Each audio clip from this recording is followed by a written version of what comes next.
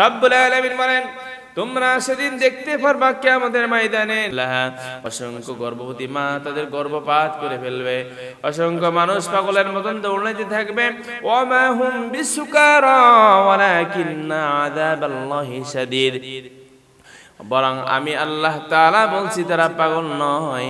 তাহলে তারা পাগলের মতন দৌড়াচ্ছে কেন? তার কারণটা হলো ওয়ালাকিন্না আযাবাল্লাহি শাদীদ। তার কারণ হলো আল্লাহর আযাব বড় কঠিন। আল্লাহর আযাব বড় কঠিন। আজকে যার জন্য পাগল পারা হয়ে দৌড়াচ্ছেন, যে নেতার পিছনে, যে ভালোবাসার পিছনে, যে প্রেমিক প্রেমিকার পিছনে আপনি ভালোবাসার জন্য দৌড়াচ্ছেন, এই প্রেমিক প্রেমিকা সেদিন কাজে আসবে না। এমন কি ইভেন আপনার মাও আসবে না, আপনার বাবাও কিয়ামতের দিন আপনাকে পরিচয় দেবে না।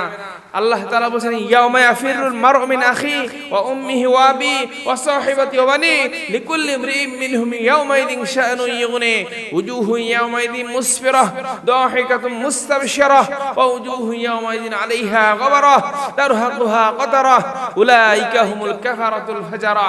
সেদিন মা ছেলেকে দেখে পালাবে, ছেলে মাকে দেখে পালাবে, ভাই বোনকে দেখে পালাবে, বোন ভাইকে দেখে পালাবে, স্বামী স্ত্রীকে দেখে পালাবে, স্ত্রী তার স্বামীকে দেখে পালাবে। মা বলবে, আমার তো দুনিয়ার জমিনে বিবাহই হয় নাই, ছেলে মেয়ে কোথা থেকে?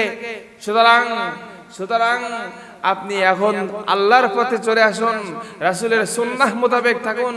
রব্বুল আলামিনের কাছে দোয়া করেন, আল্লাহ তাআলা যতদিন আপনি আমাকে হায়াত দিয়েছেন, ঈমান ও আমলের সাথে হিদায়াতের সাথে যেন অটল অবিচল থাকতে পারি, ইসলামের গণ্ডির মধ্যে মৃত্যুর আগ পর্যন্ত যেন থাকতে পারি।